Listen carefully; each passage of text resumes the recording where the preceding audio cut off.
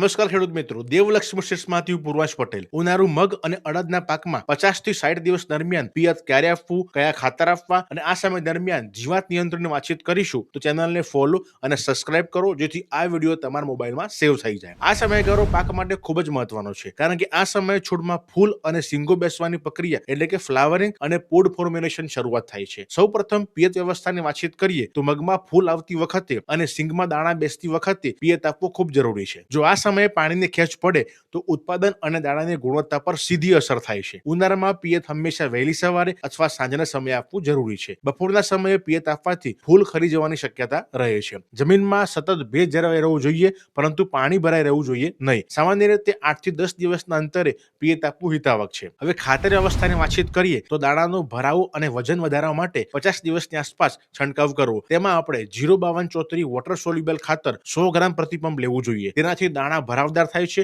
અને છોડની રોગ પ્રતિકારક શક્તિ વધે છે. ફૂલોની સંખ્યા વધારવા માટે ગ્રોથ પ્રમોટર તરીકે એમ્યુનો એસિડનો સાથે ઉપયોગ આપણે કરી શકીએ છીએ જેથી સારો વિકાસ થાય છે. બોરોન 20% વાળું 15 થી 20 ગ્રામ લઈ પંપમાં લેવું જોઈએ. તે પરાગનયનમાં મદદ કરે છે, દાણાને ચમકદાર બનાવે છે અને સિંગો ફાટતી અટકાવે છે. જો પાક તમને પીળો જણાતો હોય તો 05234 ને બદલે આપણે 13-045 વોટર સોલ્યુબલ ખાતરનો ઉપયોગ આપણે કરી શકીએ છીએ. જીવાત નિયંત્રણની વાતચીત કરીએ તો આ સમયે થ્રિપ્સ, સફેદ માખી અને ઈયળનો ઉપદ્રવ જોવા મળે છે. સફેદ માખીના કારણે પીળી નસ એટલે કે યેલો વેન મોઝેકનો વાયરસ આપણે જોવા મળે છે. તેના માટે આપણે એસિટામાપ્રાઇડ 10 ગ્રામ અથવા ફેપ્રોનિલ 40% અને ઇમિડા 40% વાળું ટેકનિકલ લેવું જોઈએ અથવા ઇમિડાક્લોપ્રાઇડ 10 ml પ્રતિ પંપ લેવું જોઈએ. ઈયરો માટે એમામેક્ટિન બેઝોએટ 10 ગ્રામ અથવા ક્લોરોએન્ટ્રીનિપોલ 5 ml પ્રતિ પંપે લેવું જોઈએ. જૈવિક પદ્ધતિ માટે એઝાડિરેક્ટિન લીમડાનું તેલ, બેવરિયા બાયજેનિયા અથવા ખાટી છાશનો ઉપયોગ આપણે કરી શકીએ છીએ. માહિતી તમને સારી લાગી હોય તો ચેનલને ફોલો અને સબસ્ક્રાઇબ કરો અને કોઈ પ્રશ્ન હોય તો મને કોમેન્ટમાં પૂછી શકશો.